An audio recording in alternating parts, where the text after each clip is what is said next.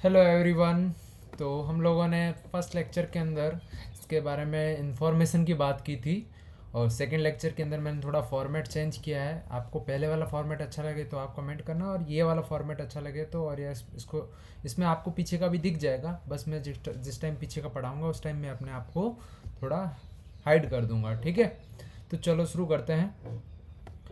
अभी हमने बात की थी रेड ब्लड, मतलब ब्लड की बात की थी, रक्त की बात की थी, इंट्रोडक्शन की बात की थी। आज हम बात करेंगे किस प्रकार से जो ब्लड है उसके अंदर हमारे को कौन कौन से कंपोनेंट देखने मिलती है, उसमें एक एक करके बात करेंगे। तो हम बात करेंगे किसकी किसकी बात करेंगे? आरबीसी की बात XBCs. करेंगे। किसकी? आरबीसी की बात करेंगे। ये क्या हो रहा है? इसकी बात करेंगे, आरबीसी की बात करेंगे, ठीक है। आरबीसी के अंदर यदि हम बात करते हैं, इसकी डेफिनेशन की बात करते हैं, तो आरबीसी एक क्वेश्चन यहाँ से पूछा जा सकता है कि गैर केंद्रिक है, मतलब इसके अंदर जो है केंद्रक नहीं होता है। क्या नहीं होता है? केंद्रक नहीं होता है ना, न्यूक्लियस नहीं होता है, गैर केंद्रित, नॉन न्यूक्लिएटेड। और यहाँ पर देखो बाई कॉनकेव, इनका जो स्ट्रक्चर है बाई कॉनकेव देखने को मिलता है। यदि हम कॉनकेव स्ट्रक्चर ऐसा होता है ना, तो इनका जो स्ट्रक्चर है ऐसा देखने को मिलता है। ये बीच में से यहाँ से कॉनकेव होती है, ठीक है, उभयअवतल। और इसका रीज़न क्यों है, ऐसा क्यों होती है? क्योंकि इसके अंदर हीमोग्लोबिन होता है और हमारे को हीमोग्लोबिन ज़्यादा चाहिए। जितना ज़्यादा हीमोग्लोबिन होगा ऑक्सीजन का ट्रांसपोर्ट आसानी से होगा, इसलिए हमारे को क्या है, इसका शेप ऐसा बनाया जाता है, ठीक है। ये हो गया क्लियर। सामान्यतः यदि बात करते हैं, काउंट की बात करते हैं, तो मेल्स के अंदर जो है, पुरुषों के अंदर है वो 4.5 टू 6 मिलियन के आसपास होता है पर MM³ और फीमेल्स के अंदर 4 से 4.5 मिलियन होता है MM³ के अंदर, ठीक है। फंक्शन क्या है इसका? तो फंक्शन क्या है? ऑक्सीजन को लाना ले जाना। अभी हमने बात की इसके अंदर क्या होता है सर? सर इसके अंदर हीमोग्लोबिन होता है। क्या होता है? हीमोग्लोबिन होता है, ठीक है। तो जो हीमोग्लोबिन है इसका फंक्शन होता है ऑक्सीजन ट्रांसपोर्ट में। किसमें? ऑक्सीजन ट्रांसपोर्ट में हेल्प करता है, ठीक है। अब इसके अंदर देखो साथ साथ में क्या है कि CO2 को भी लेके जाएगा भाई। और एसिड बेस बैलेंस के अंदर, जो हमारे बॉडी के अंदर एसिड और बेस है उसको बैलेंस करने में इम्पोर्टेंट रोल करता है। एसिड बेस यदि आपको पूछ ले कि तो भाई ये भी आपको ध्यान रखना है, ठीक है। अब मैं अपने पीछे वाले भी आपको दिखा देता हूँ, एक मिनट। अब देखो यहाँ पर संरचना की बात मैं करूँगा, तो संरचना में क्या हमने बात किया, ये उभयअवतल, मतलब ऐसा स्ट्रक्चर देखने को मिलता है। ये साइड से ऐसे, ये ऐसे, ये दोनों साइड से उभयअवतल होता है, ठीक है। और इसके अंदर कोई केंद्रक होगा नहीं, फ्लेक्सिबल मेम्ब्रेन होगी। और केंद्रक नहीं होगा तो स्पेस प्रॉपर रहेगा, और जितना स्पेस ज़्यादा रहेगा तो उससे क्या है, ऑक्सीजन ज़्यादा जगह मिल जाएगी ऑक्सीजन के लिए, ठीक है। तो और जितना ऑक्सीजन, इसका मतलब क्या है, हीमोग्लोबिन भरपूर होगा तो ऑटोमेटिकली ऑक्सीजन ज़्यादा मिल जाएगी। तो ये ऑक्सीजन का ट्रांसपोर्ट। हीमोग्लोबिन क्या होता है सर? सर हीमोग्लोबिन एक ऐसी टैक्सी होती है। क्या होती है? टैक्सी होती है, ऐसा समझ सकते हो। हीमोग्लोबिन जो है ना 4 ऑक्सीजन को बिठा के रखती है। कितनों को? 4 को। 1 2 3 4 ऐसे, ठीक है। तो ऐसे याद रख सकते हो। तो क्या है, ऑक्सीजन परिवहन के लिए जिम्मेदार होता है। और ये कार है या टैक्सी हो किससे बनी रहती है सर? लोहे से बनी रहती है। तो ये आयरन युक्त होता है। क्या होती है? आयरन युक्त होता है। सामान्य यदि हीमोग्लोबिन की बात करता हूँ तो 13 टू 18, 13 से 18 ग्राम पर डेसीलीटर जो है मेल्स के अंदर और फीमेल्स के अंदर। और ये आपको बेसिकली भी ध्यान रखना चाहिए, बेसिक लाइफ के अंदर भी, कि हीमोग्लोबिन इतना होना चाहिए, ये आपको पता होना चाहिए, ठीक है। क्लियर हुआ ये चीज़? इतना चीज़ समझ में आ गया? आई होप आपको इतनी चीज़ अच्छे से समझ में आ गई होगी आरबीसी के बारे में, ठीक है। तो चलो नेक्स्ट आगे बढ़ते हैं। अब बात करेंगे कि इसका फॉर्मेशन कैसे होता है, ठीक है। तो एरिथ्रोपोइसिस के अंदर अब देखते हैं सबसे पहले इसका फॉर्मेशन कहाँ होता है। तो उसकी बात हम लोग करेंगे तो आता है कि बोन मेरो के अंदर। कहाँ पर होता है? बोन मेरो के अंदर। जो बोन मेरो होता है वहाँ पर इसका फॉर्मेशन होता है, इसका ध्यान रखना है। क्लियर, इम्पोर्टेंट है। चल, इतना चीज़ क्लियर हो गया। अब इसके अंदर देखो, यदि मैं बात करता हूँ आरबीसी की फॉर्मेशन की, तो देखो आरबीसी का फॉर्मेशन कहाँ पर होता है, बोन मेरो के अंदर होता है ना। वेट, हाँ चलो, अब सबसे पहले देखो हीमोसाइटोब्लास्ट होता है, वो प्रो एरिथ्रोब्लास्ट के अंदर कन्वर्ट होता है, प्रो एरिथ्रोब्लास्ट के अंदर, और फिर ये अर्ली एरिथ्रोब्लास्ट, इंटरमीडिएट एरिथ्रोब्लास्ट, और लास्ट में लेट एरिथ्रोब्लास्ट, और उसके बाद में रेटिकुलोसाइट, और सबसे लास्ट में बन जाता है आरबीसी। बट ये आपको याद नहीं रखना है, आपको बस इतना पता ना चाहिए कि जो है बोन मेरो के अंदर होता है, और हेमेटोसाइट्स जो होती सेल्स होती उसी से इसका फॉर्मेशन होता है इस ऐसे स्टेप में। और यदि आपको याद रह जाए बहुत अच्छी बात है। ठीक है, अब बात करते हैं न्यूट्रिशन फैक्टर के अंदर। इसके अंदर जो है पोषक संबंधित कारक कौन कौन से हैं और हार्मोन कारक कौन कौन से हैं।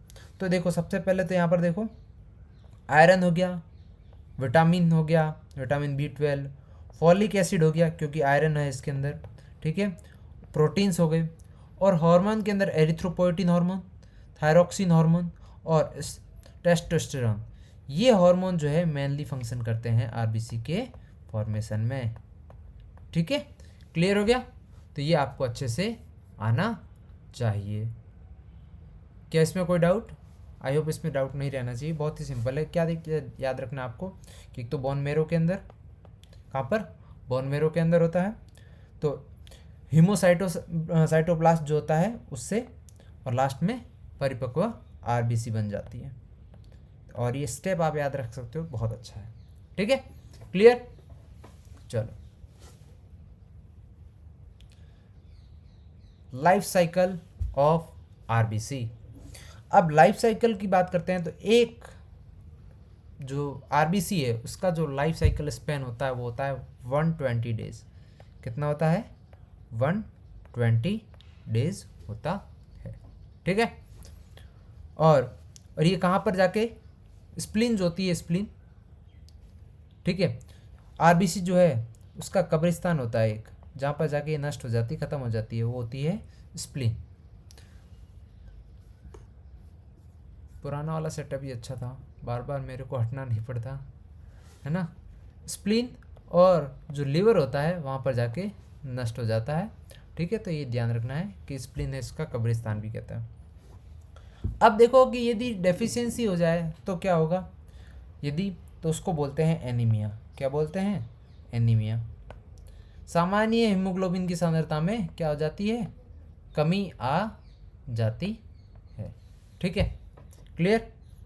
आयरन की कमी, ठीक है, आयरन डेफिशिएंसी एनीमिया हो जाएगा। मेगलोब्लास्टिक में क्या होता है? विटामिन B12 की कमी हो जाएगी। हीमोसाइटिक के अंदर क्या होता है? आरबीसी अत्यधिक विनाश होगा, मतलब आरबीसी खत्म होने लग जाएगी। और अप्लास्टिक के अंदर क्या होता है? अस्थि मज्जा जो होती है, जिसके अंदर बोन मेरो की बात की थी हमने, उसके अंदर प्रॉब्लम। तो ये सबसे पहले ध्यान रखना है। ठीक है, इतनी चीज़ क्लियर होगी। और यदि हमारे को फीचर्स देखने को मिलेगा तो ये सारे फीचर्स, पीला स्लेस्मा, ग्लोसाइटिस, एंगुलर चिलाइटिस, यहाँ पर एंगल्स के अंदर जो लिप्स है, लिप्स के यहाँ पर आपको देखने मिलेगा, और जीभ है उसके अंदर क्या है? जलन देखने को मिलेगी। तो ये सब आपको देखने को मिलेगा, एक ऐसे कैरेक्टर्स जो है वो देखने को मिलेंगे इसके अंदर। ठीक है, और क्या क्या है? पॉलीसाइथेमिया। अब पॉली मतलब क्या होता है? बहुत सारे। तो इसका मतलब क्या है? पॉली मतलब बहुत सारे, मतलब आरबीसी की संख्या क्या हो जाएगी? बढ़ जाएगी। क्या हो जाएगी? बढ़ जाएगी, इंक्रीज हो जाएंगी आरबीसी काउंट। ठीक है, और प्राथमिक, प्राइमरी और सेकेंडरी। इसके अंदर क्या है? इंक्रीज ब्लड विस्कोसिटी बढ़ जाएगी इसके अंदर। और क्या है? हेडेक होगा ज़्यादा। और क्या है? जो हाइपरटेंशन है वो ज़्यादा होने लग जाएगी। ठीक है, तो ये हो गया हमारा आरबीसी कंप्लीट। अब आ जाते हैं डब्ल्यूबीसी पे। किस पे आ जाते हैं, डब्ल्यूबीसी। डब्ल्यूबीसी क्या है, वाइट ब्लड सेल है, इसका मतलब कि वाइट कलर की होगी तो इसके अंदर क्या हीमोग्लोबिन होगा, क्योंकि रेड कलर किसके कारण होता है, हीमोग्लोबिन के कारण, तो इसके अंदर रेड कलर नहीं होगा। ठीक है, और इसके अंदर क्या है, न्यूक्लियस देखने को मिलेगा, और नॉर्मल काउंट इसका होता है 4000 से 11000 के आसपास। ठीक है, चलो इतना समझ में आ गया, क्लियर। चलो नेक्स्ट बात करते हैं हम लोग डब्ल्यूबीसी। अब डब्ल्यूबीसी भी दो टाइप का होता है ना, डब्ल्यूबीसी दो टाइप का होता है, एक होता है ग्रेनुलोसाइट,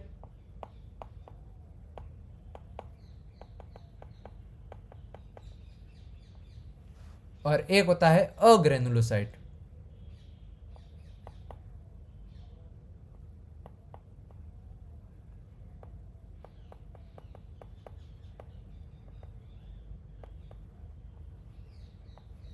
ठीक है, तो ये दोनों है, दो टाइप हमारे को पढ़ने हैं, ग्रेनुलोसाइट अग्रेनुलोसाइट्स।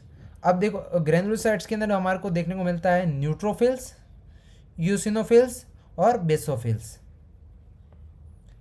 NEB। ठीक है, ये देखने को मिलता है, और ये कितना होता है, न्यूट्रोफिल्स होता है 40 to 70%, यूसिनोफिल्स होता है 1 से 6%, बेसोफिल्स होता है 1% से भी कम। ठीक है, और इनके फंक्शन याद रखने हैं, ये न्यूट्रोफिल्स होता है फैगोसाइटिक होता है, मतलब ये सब इम्यून फंक्शन के अंदर काम करते हैं।